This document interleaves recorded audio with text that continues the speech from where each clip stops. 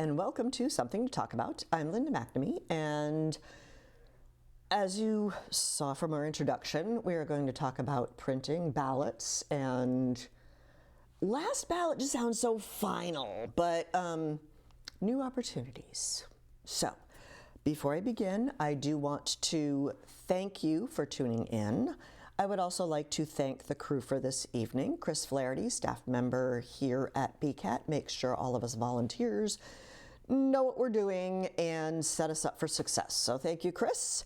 Speaking of volunteers, we have Jesse O'Regan, Lucian Gates, and Evan McNamee, who have given up their Wednesday evening to come hang out at BCAT.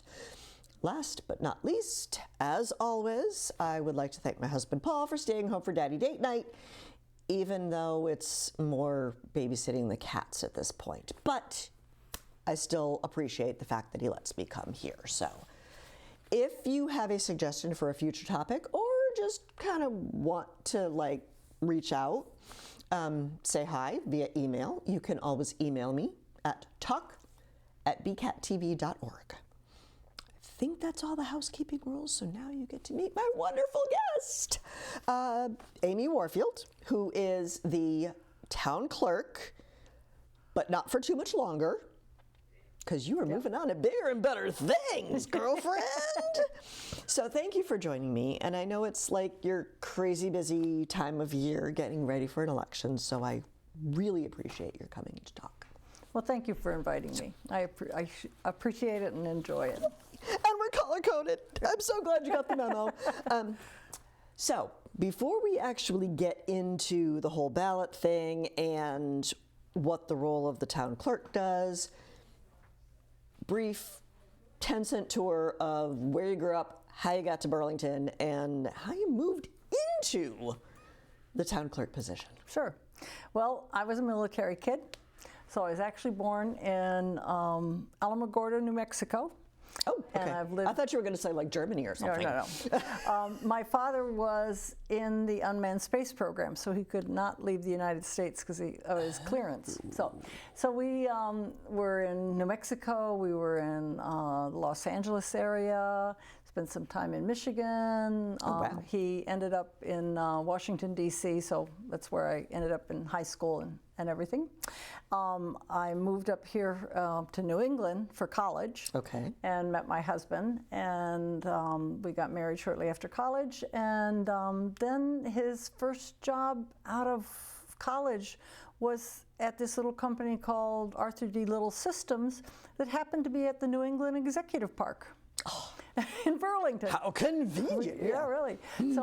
So we were in the Boston area, okay. And then when we went looking for some place to settle down outside of living in apartments and stuff, we looked at Burlington. It was a nice town and had a nice feel, and so we ended up here. That's why we came. Well, my husband did not have a job in Burlington, but yeah, it just seemed like the perfect thing. It was, far enough away from the city, but close enough, and and here you are. Yeah, and so then when we moved here, both of us, my husband spent some time being a town meeting member. I was a library trustee for a while, okay. And then town meeting member. And then in 2005, I had known Jane Chu, the previous clerk, and she said, well, why don't you come, I need have a part-time spot in my office. Why don't you come, you need some part-time work again? I'm like, yeah, sure, and so that's what got me started. Now, when you started working at the clerk's office, did you have to give up your seat at town meeting? Well, no, I was not a town meeting member at that point. Oh, okay. Yeah. I wouldn't have had to, though. You can be an employee and be on town meeting. Okay. Because in Burlington, we have representative town meeting. Okay. Now, some towns have representative form and some have open. Open form is that anybody who's a resident can show up at town meeting, check in, vote, that kind of stuff.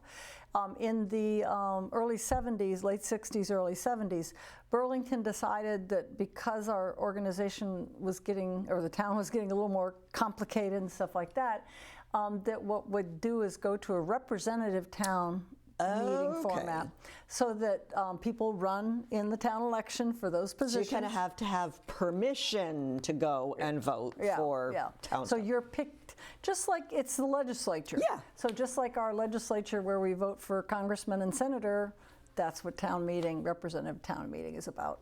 Now, are the town meeting reps represented like congressmen based on population? They are. All of our precincts are limited to 400 residents, 4,000 residents. Okay. And then what happens is every precinct has 18 people that they vote for to represent them. Oh, Every year there's 6 people, 6 of those 18, so they're For revolving. 3-year terms? 3-year terms. Or are there some with 1-year terms and some with 3, or What is that happens with something that else? is, what happens with that is when somebody either moves out of town or decides they're kind of had too much or They don't want to whatever. wait 3 years. They don't want to be town meeting anymore. Whenever they leave, whatever term is left, that's what then goes on the ballot. Oh, So, okay. So, if you've served for 2 years but you've moved out of town, then we have a term for 1 year. 1 year. So it always keeps that there's always A third. 6 people at least who are returning over. That way you don't end up with a lot of institutional knowledge going out the door. Right. Because, Or all new people at the same time. exactly, yeah. Makes perfect sense. Yeah. Because I wasn't sure, like, in the United States, they don't really redraw the states, but it's like, okay, well, this time you have 7 representatives, but, 10 years from now you might have 8. Yeah. Because again, population changes. Because population change. So that's why I wasn't sure if all precincts were equal or if, Well, every 10 years, when we redo this, when we when we have the federal census and we relook at population, that's when we determine what the lines of the precincts are. So yeah, if for some reason we put in a lot of housing into a particular area, that may cause us to shift our lines. And that's why, like, sometimes people, I was in precinct 2 and now I'm in precinct 7.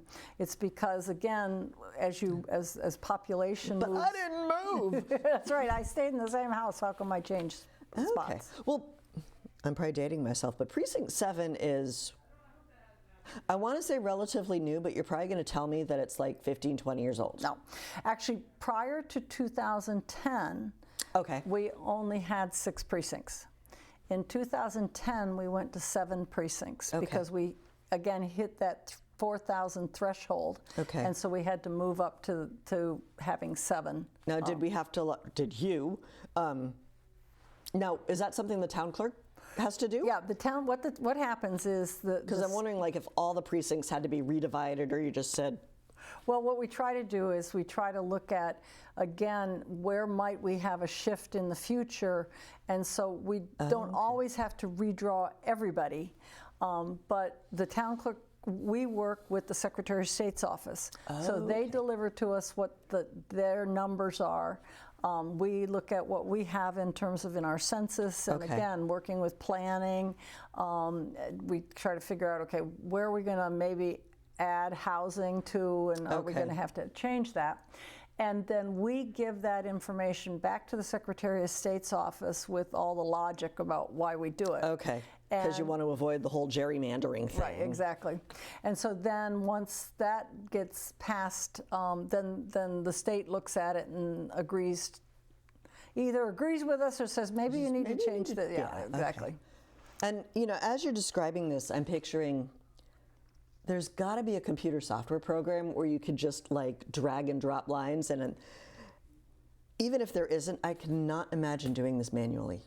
Yeah, I don't know how they did it totally manually. I work a lot with the spreadsheets in terms of, like, when we move a certain set of addresses to another thing, and then to another precinct, what does that do to our numbers? Right. And then using GIS software, you can actually then draw the lines and say, okay, so based on the blocks that are there, what number of people are in which block and that kind of stuff. So yeah, there's a lot that can be done, help to automate it, that type of stuff. It is also one of those places, again, that a lot of people are talking about, well, maybe for 2013, there'll be some more AI stuff that will allow us to do this a little more logically, just basically on the numbers, not okay. feel. Wow. Okay. Yeah. So there's a lot of pieces and a lot of stuff for the future. And as you're describing this, just a simple yes or no is fine, but do the precinct lines line up with like the elementary school or the school districts?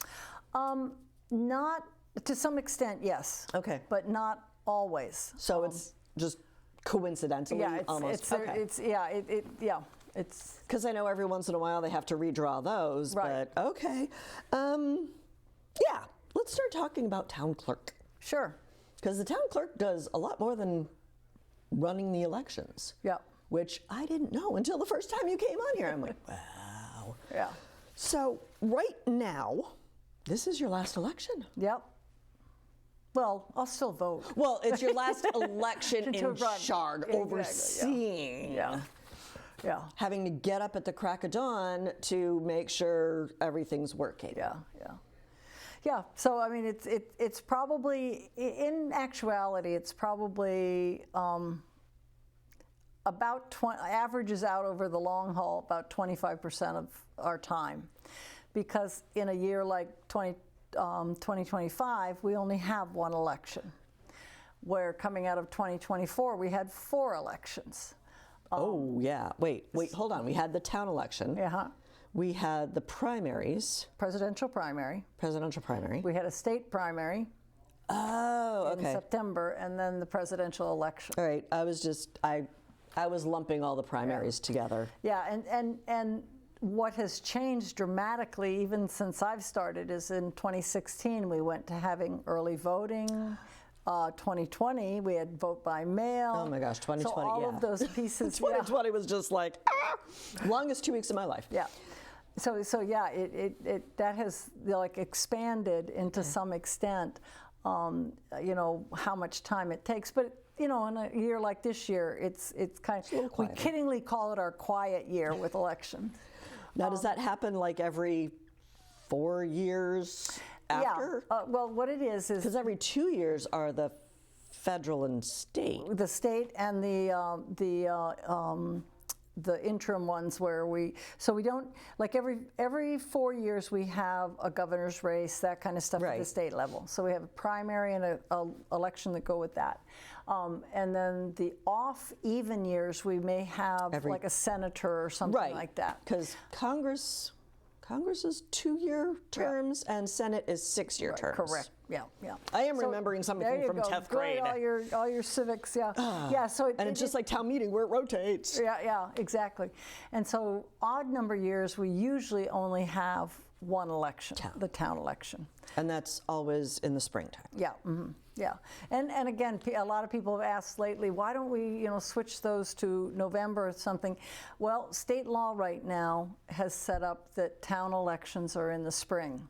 That would take a special act or something to be able to change that. Oh, okay. So yeah, because a lot of people forget that in the odd number years we don't have a state election. Right. Okay. Cities will have elections.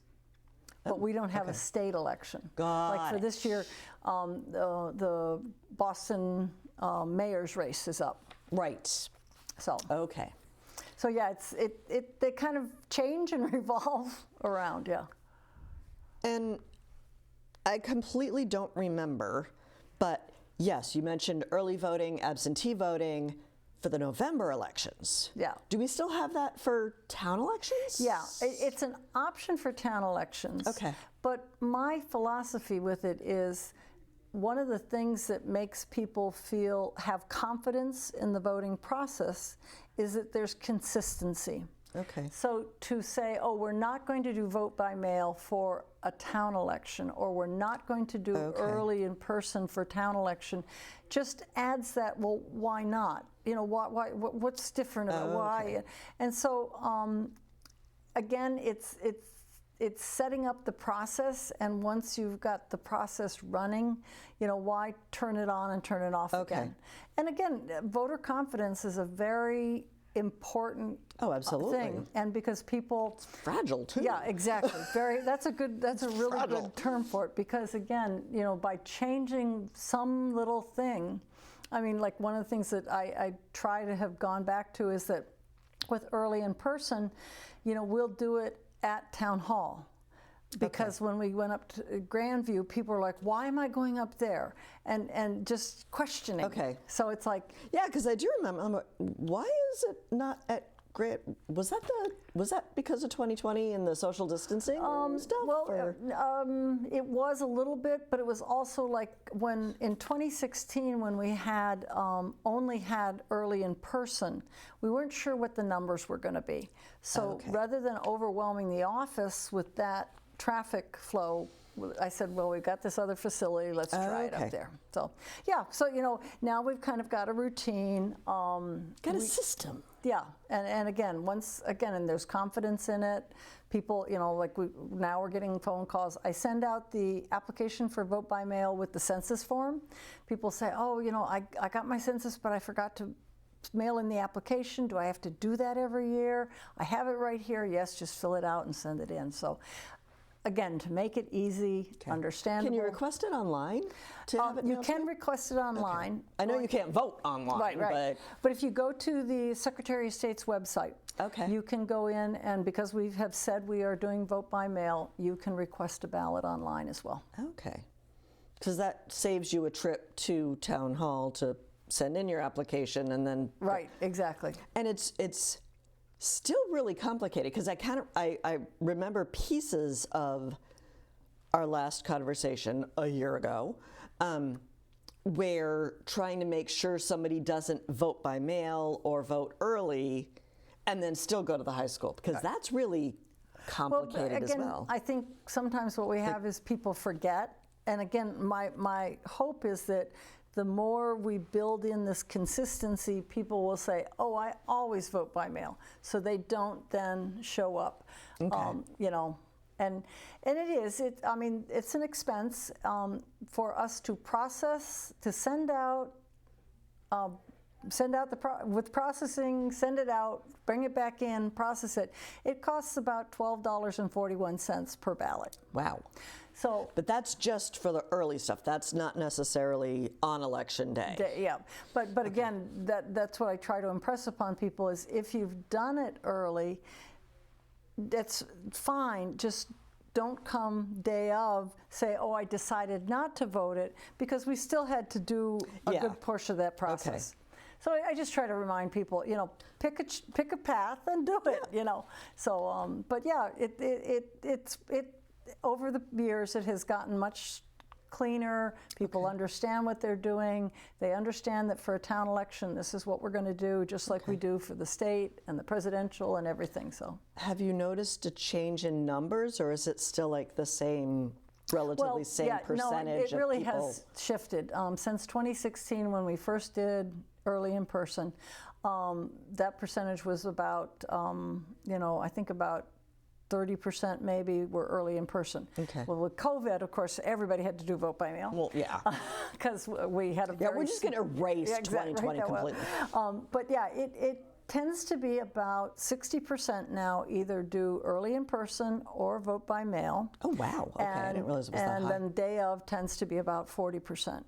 And the other interesting thing for any of the candidates is to be aware of that people are voting earlier, which means you, at least for a town election, you need to get your campaign going earlier so that you're hitting those people. So people know who you are before, Yeah, because even last year with the, one of the funny things was we had sent the ballots out, the town ballots out on a Friday, and I got an email from somebody saying, how come, this was Saturday day, how come the lockbox is not opened up? It still has the cover on it.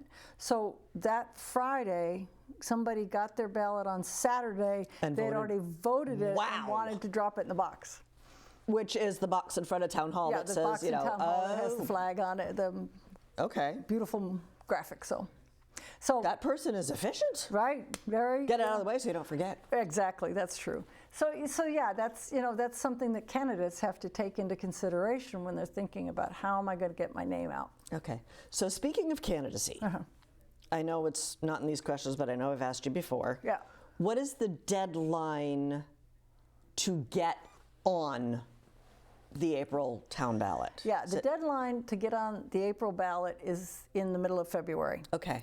So, and that is all set up by state law. Okay. So there's Like 60 days or something? No, it's or? less than that. It's more like 45 days. Oh, okay. And there's a 60-day deadline. There's a 45. So it's Got it. Okay. It basically is. That's why what I usually do is in December I send out to everybody who is up for re-election. Okay. And then I try to send out through, BCAT and that type of thing, that these things are coming. Now's your opportunity. There you go. If you're going to complain about government, you got to do something. Got to do something. Vote for it. Or run for a race. And then we do start with papers being available the first business day in January. Okay. So that, yeah. And then they have about 6 weeks to be able to get papers, get out there, get signatures, and then turn them back into us so we can certify the signatures. Got it.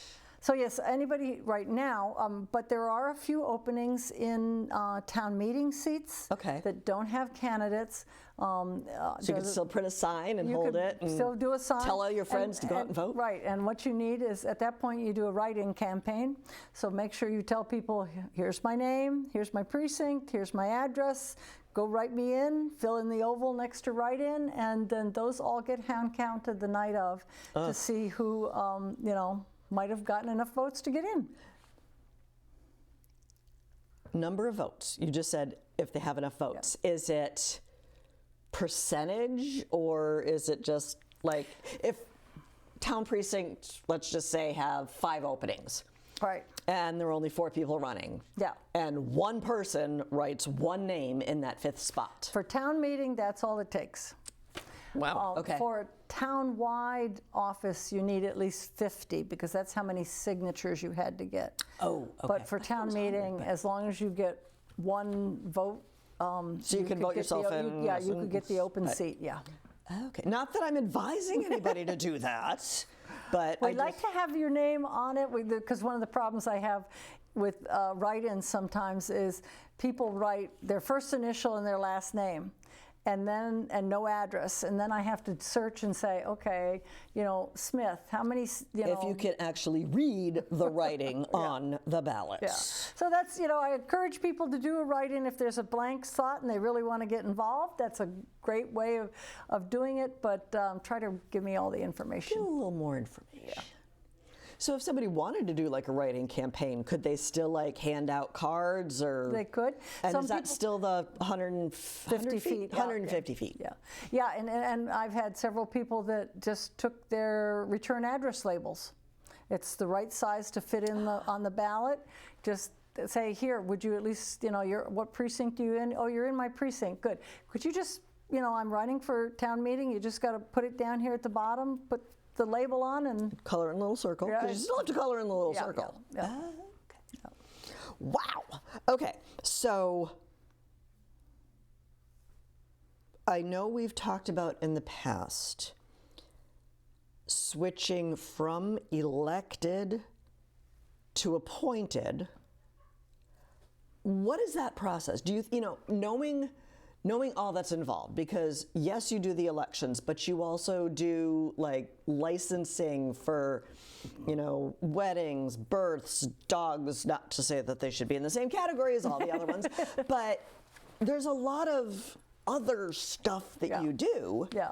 And you don't want just like some random person being in that role. So yeah. And that's one of the things that got brought up about a year ago. Okay. About, do we want to look at making the town clerk position an appointed position, which would, one of the downsides with having an elected position is that you have to be at least 18, and you need to be a resident of Burlington, a voting resident of Burlington.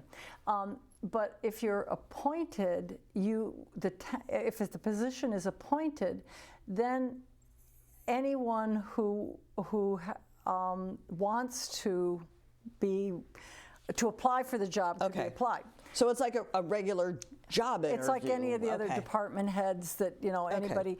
And so what happens is in towns that have appointed town clerks, they may find someone who's been an assistant town clerk in another town, or even someone, Burlington is an attractive place to work. Our employees benefit from a lot. It's a great place, period. It's a great place. It's a lot of experience. It's a lot of fun. It's a lot of things to do. And so they could actually search outside of Burlington for somebody that might know some of the ins and outs of being a clerk. So understand the whole process and all the intricacies and how to all get the things different, done. like you said, we do elections, but we also do record management. We also have to deal with town meeting and all the bylaws and that kind of stuff getting processed and everything like that. So there's a lot of, roughly there's about 400 Mass General laws that we have to then be aware of so that we can implement the things properly. It's even more complicated than filling out your taxes. Yeah, so that's one of the benefits of an appointed town clerk. So yeah, I mean, there's pluses and minuses. That person may not have as much passion for the town, although most of the appointed town clerks that I know, you just naturally get involved. Well, yeah. It's very hard by to default. not get involved, yeah. Right. So you want to want to be there, or else you wouldn't apply.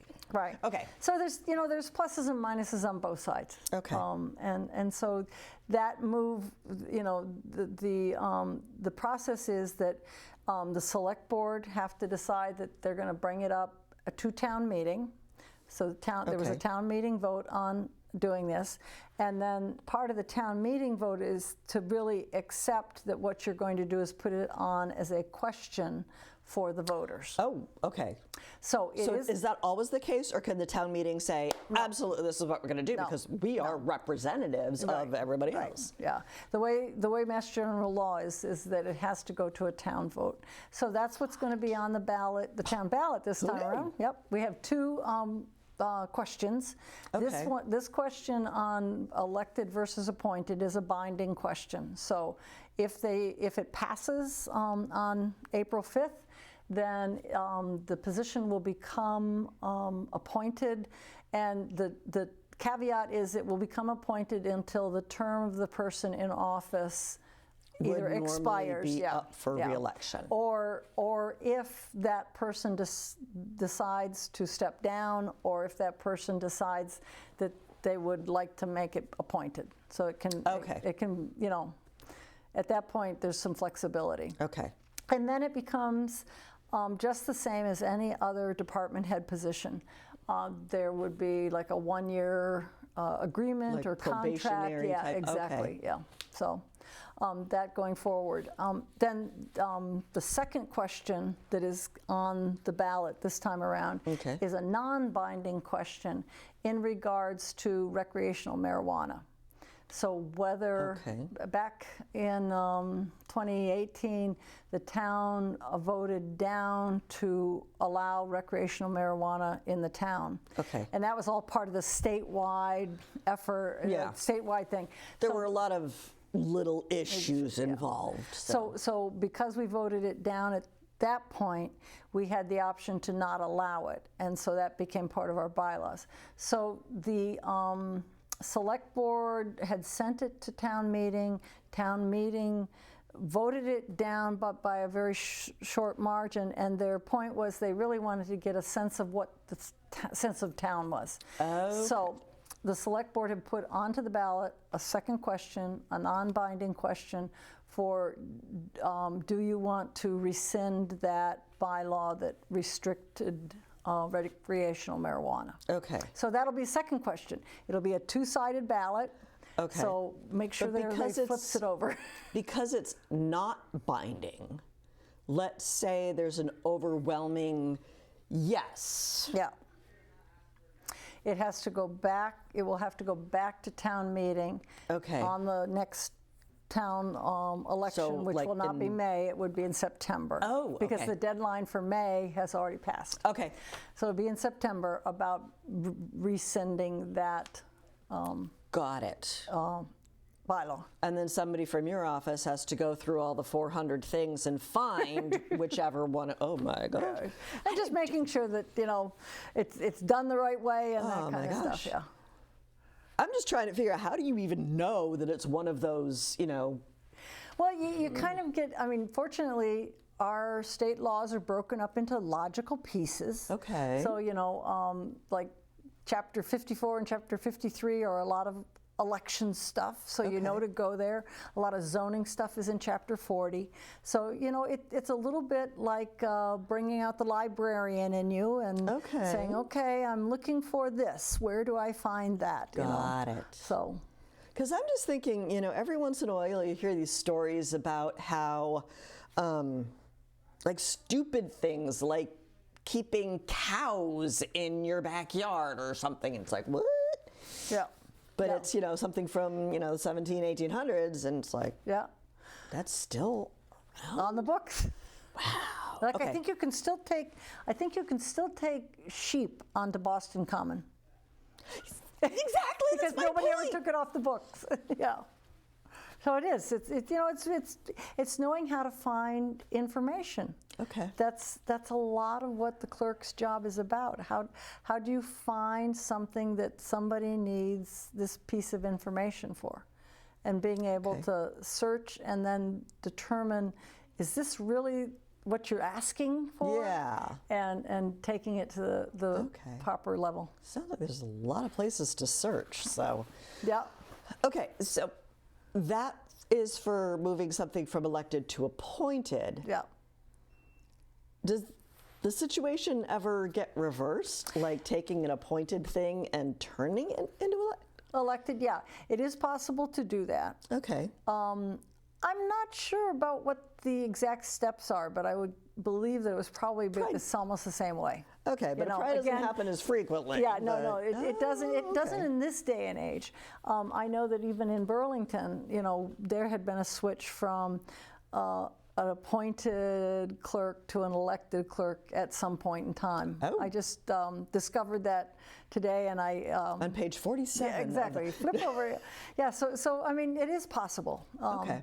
I think again, right now there's so much need for kind of having somebody who has experience with it, that again, elected is getting harder to do. Right.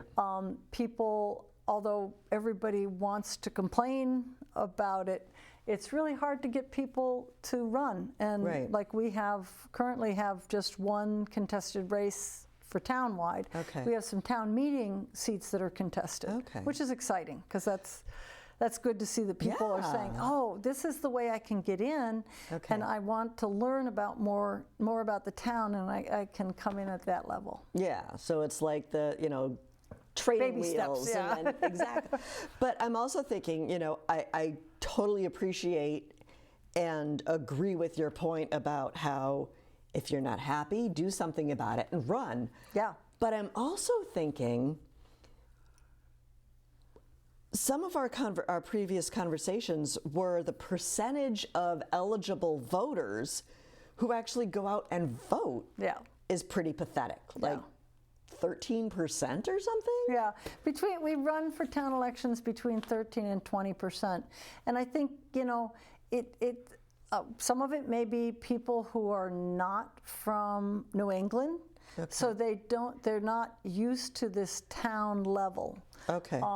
Other states don't always have all of that, kind of municipal level stuff. They may run things more on counties. Right. And so, the understanding of whether I can have input on this is confusing. But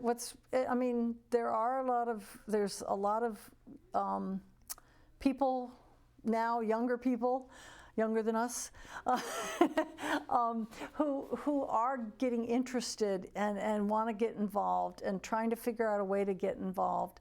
And another way to do that, if you don't feel like running for office, is there's always committees. You can contact the select board's office and say, I just want to get on a committee. I'd like to do something dealing with, like one that what I know of is the scholarship committee. I want to do something with the town scholarship. Because even the concept of do we need new schools built? Yeah, that also has I mean that opened up for people who wanted to get on a study committee, get on a building committee, those kinds of things, and that's how people can get involved. And I think in some ways those are easy get involved because you have a passion about it. Right. So it's something you're interested in, and then from that level, it might expand out. Well, because a lot of times it's the more you learn, it's like, oh, well, that's how that works. Yeah. But I don't like the way that works. Yeah. And now that I understand, I got a better idea, and I want to get in the middle. Because if you don't know what's going on, then it's just like whatever. But yeah, that's very true. And the other thing is, we're all very busy these days too. Oh my gosh, yes. And so we may not have the time to commit to a board that meets for, twice a month for 4 to 6 hours at those meetings. But I can do something that is just more short term or a smaller commitment. Yeah. Exactly. We did mention, let's get back to the role of town clerk. Okay. And you're like, I'm done, talk to the hand. Sometimes in jobs or in roles, when someone's leaving and a new person is coming, there's a little bit of overlap. Mm-hmm. Sometimes there is, sometimes there isn't. Will there be any, do you anticipate there being any overlap after the election? Oh yeah. Yeah, my official date that I'm finishing up full-time at least is April 30th. So I'll work with whoever gets elected to the position for at least that period of time. Okay. And then, we'll work on some kind of, do you need some other additional like a assistance? consulting thing? Or something like that. Because again, my passion is for the town. Yeah. And I wouldn't leave it high and dry. Thank you. We appreciate that. Well, thank you. I'd be scared to run for your position because I'm just like, okay. Yeah. All right. So we talked about the process, where if somebody wants to run for a position, they got to do the paper. They take out the papers. And get all this. Okay. So we talked about that. How is this year's town election, compare to over the course of you serving as town clerk, contested races versus not contested races? And I'm also curious, just popped into my head, recently the town had their town expo or civic expo. The civic expo, yeah. Have you noticed any patterns of more involvement because of the 2 civic expos, or is it too early to tell because there's only been 2? Yeah, I think it's a little early to tell, although both times we had had some interest in some certain areas. Okay. Like this year, most certainly the school building interest was very strong. Okay. So there were a lot of people that came in for that. Okay. So yeah, I think it's a very good thing. It gives people a chance to kind of get a sense of who are all the people that work in the town, and what other organizations might be in town. Okay. Just to kind of get that sense. In terms of the elections themselves, it's been pretty consistent that most of the time we will fill the slate the Okay. whole thing. But we may only have 1 or 2 races that have contested races. The thing that again I struggle with, and I'm really glad to see this time, is that most of the town meeting seats are at least filled, or they're contested races. Okay. Because again, I have a real passion for town meeting, because it's really, again, the way where you get involved. You know, Right. you are the ones that are, town meeting is the ones that are deciding where we're going to spend our money. Okay.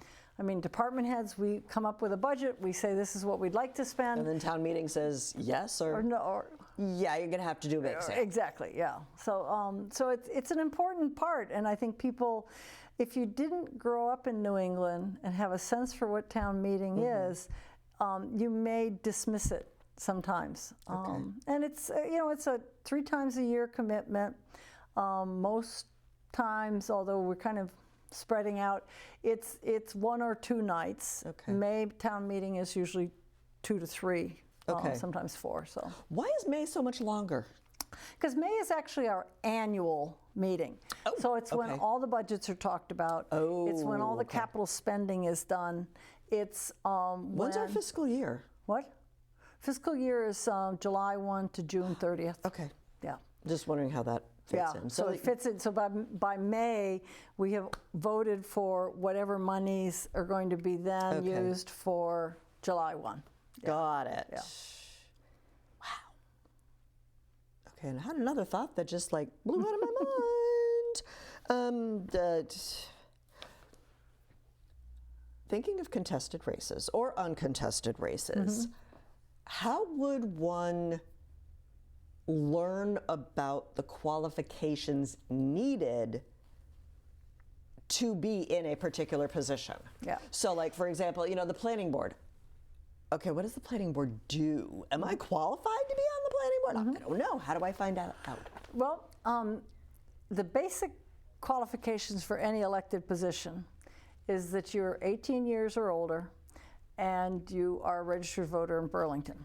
Now, besides that, That sounds more like an eligibility thing, not necessarily a right. qualification. Well, the qualifications are that, again, all of those are spelled out on the different boards' websites, or web pages on the town site. Okay. The other thing is, one of the best ways to find out what a board does is to watch online, all of the meetings. I mean, all of our meetings are broadcast. You can go back through the BCAT Facebook page and watch. And it's also on the BCAT website. Right, exactly. You can, so identifying what it is they do, that's one way of doing it. But again, the web pages say what this board does. Also, the bylaws spell out what each one of those boards do. And how would someone access the bylaws? Okay.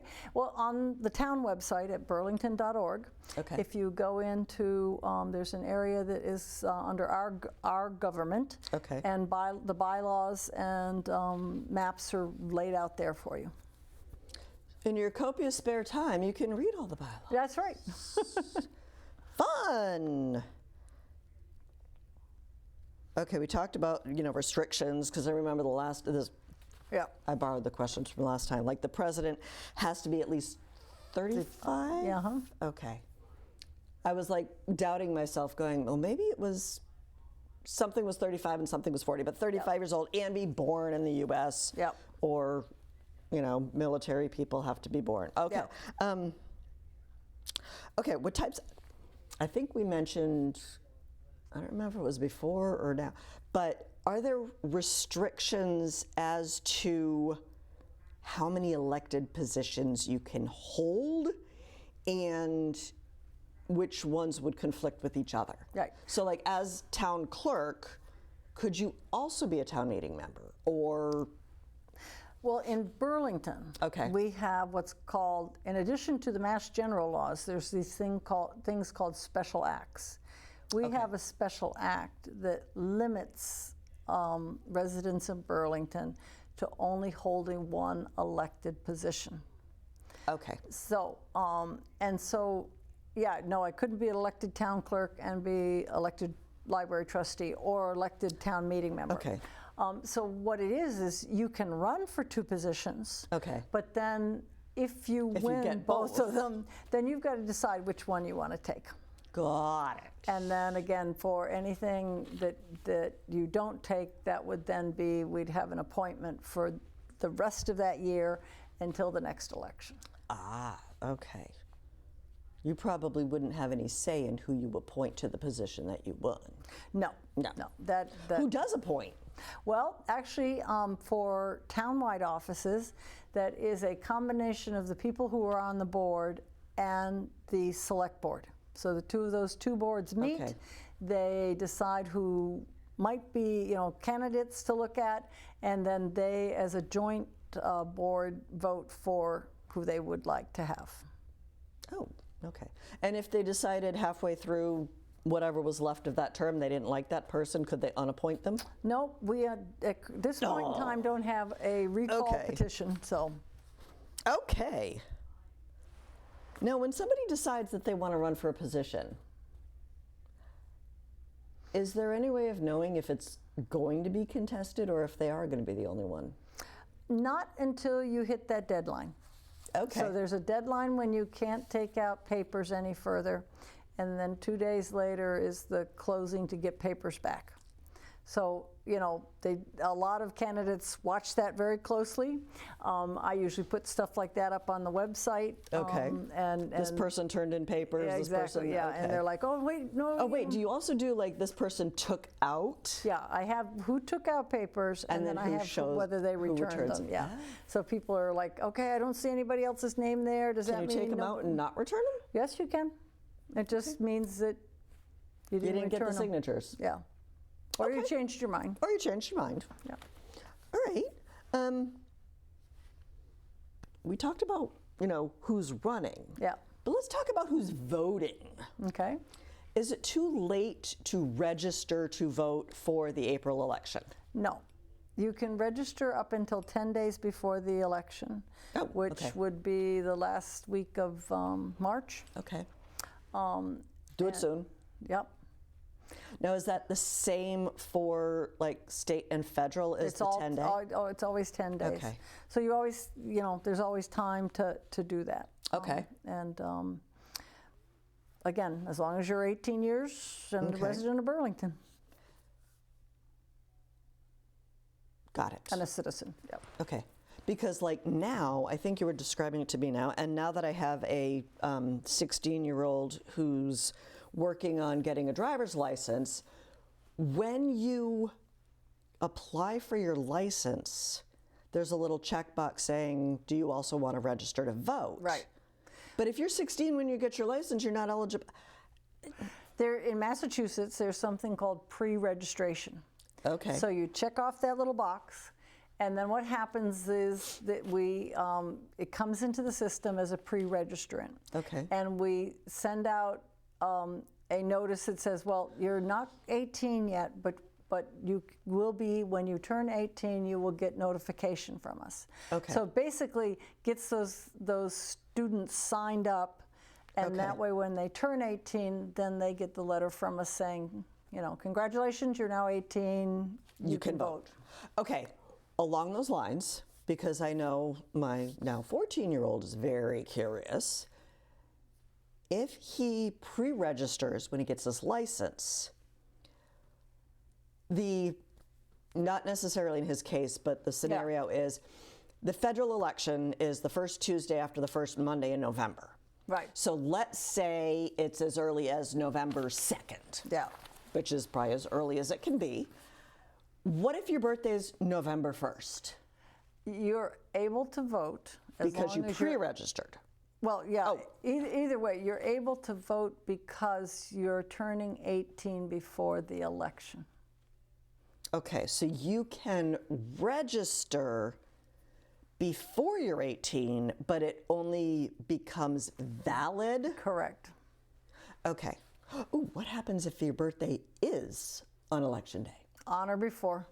Yeah, so if your birthday's on the day of the election, you would. But I was born at 2:30 in the morning, and the election doesn't, Yeah, exactly. You don't worry about timestamps. No. Okay. Why, we did mention the 150 feet. Why are... What facilitated that? Yeah, why are people, and why 150 feet? Well, I would say that the Secretary of State came up with 150 feet. Okay. For some reason. As far as he could throw a football. I don't know. So what the purpose of that was it then moves all of the campaigners out of an area that then gives the voters the free access and the freedom to come in and not be harassed, not be, and we think elections are contested now. Through America's history, we have had contested fights and that kind of stuff. So in Massachusetts, they determined that 150 foot is a good circumference around the opening and the doors of the polling place. And the entrance doors or both? Both the exit and the entrance. So that then gives the voters kind of a safe zone. They're not being harassed the whole way in and that kind of stuff. And we only have about 5-6 minutes left, but I definitely want to talk about the student vote. Certainly, that's one of my favorites. Tell me about the student vote, because I was actually telling a friend of mine who lives in a different town, she's like, that is so cool. How can we do it in our town? It's very simple. You basically need to determine that you want to do it. And you've been very gracious the past few years getting the scouts to man it. We always had office holders who weren't up for re-election in the past. Okay. We've been doing it for almost 30 years in Burlington. Wow, that's so cool. But I like having the students do it because they usually have more patience for the kids. It's just a relatable thing. Right. And all it takes is both myself and Jane Chu just having an extra tabulating machine, which is nice to have in case something goes breaks. wrong, you've got a spare. But then the kids get, and getting printed an actual ballot, just like the parents are doing. Okay. So the ballot for the student vote has all of the town-wide offices on it, and they will have their own question. This year, we get our own questions? You get your own question. Well, this year it is picking which school you like best. Oh, I like that. So it gives them a chance to kind of vote for their school. Okay. And then we'll tabulate all those up. It's done just like the adult ballots are. And so for me, it's always been a very simple, there's not a lot of extra work. We're there. We've got all the equipment. And it gives the kids, something to relate to in terms of, I now know what voting is about. I know how to, and I've had 18-year-olds, when they come in and they're voting for the first time, people are like, well, do you need to know? And I'm like, no, I've done the student vote, know exactly how to vote, I'm all set. But you still ring the bell. I love that. It's like, ooh, bell. Yeah, exactly. So it's lots of fun. And I think also, like, what you were alluding to by having the students run the student ballot or the student precinct, student vote, it's more relatable. It's more approachable. Yeah. So that's so cool. Now, I always have a hard time phrasing this so it doesn't get confusing. So do you ever tally the student votes? Oh, it's on the... And compare it, saying, okay, for, Yep. It's on the margin, or on the right-hand side of all of the town-wide results. So it is very interesting to see how it matches up with percentage-wise with how the adults voted. Does it usually equal? It's usually very close. Okay. There may be something that the kids know a little bit more about in terms of maybe recreation. Okay. Or they may not know really what the moderator is, but so those are the places that Constable. I still don't know what the constable does. Yeah, so it is a very interesting correlation thing to look at too. Fun. But you had told me before that that could only be done for town elections. Right, because we don't print the ballot for state and primary elections. So those are printed by the state. So then it would truly be an extra expense, a lot of extra expense, because I would have to get separate programming for one of the machines and separate ballots that don't relate to the state ballot and that kind of stuff. And then when it comes to at least presidential primaries and presidential elections, we always anticipate a greater turnout. Right. And so we kind of, it's just, an extra thing that we've always stayed away from because we didn't want that confusion.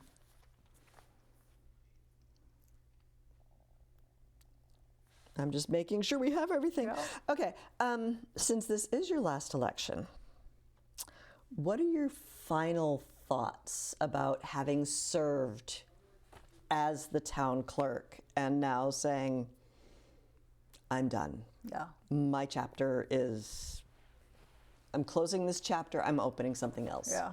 Any? Well, yeah, it has really, and we've said this, other clerks have said this, it's like, it's the toughest job, but it's also in many ways the most fun.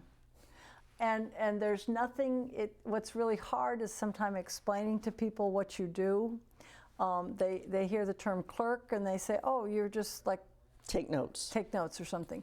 But it's just, and no one day is the same as the day before. It's always different. There's always something interesting going on. The people of Burlington have been terrific. I kiddingly say the thing I know why I've done a good job is at one point or another, both sides were mad at me. So I must be doing something right. Yeah, okay, I love it. And so that's, you know, it's bittersweet in a lot of ways, but it's time, like you said, it's a new chapter. It's time for somebody else to step up and do it. Without putting you on the spot, but I love doing that, what do you anticipate doing? Do you really want to, I need to go to Europe, or I want to go on a safari in Kenya? Do you have any, like, or I just want to sit in my living room and read a book, read all my books? Yeah, I'm not one that sits for very long. So, you know, I don't know what, you know, I just figure there's a lot I can do. Okay. We'd like to do some traveling. Just make sure your passport's up to date. That's right, yeah, exactly, you know. And just, you know, go visit family, my family's kind of spread out across the country. Spend some time doing that. One road trip dream I've always had, and I might do it by myself, I don't know, is to drive I-90 from Boston to Seattle. So I might be on the road doing that. That would be cool. Yeah. But, well, thank you so much for joining me tonight, joining me all those other times, and thank you for everything that you've done and will continue to do for Burlington. It's like, it's been amazing. Well, thank you. It's been my pleasure, and it's been great working with you. But I will see you at the election. Sounds Maybe good. sooner. Yep. But thank you for coming tonight and giving up your evening. And I want to thank everyone at home for tuning in and finding out more about the upcoming election. And hopefully, as you've mentioned before, every election is the important election. So don't let this one sneak by you. Make sure you come on April 5th between 8 a.m., 8 p.m., Burlington High School. There will be signs. Thank you so much, and I will see you around town. Good night.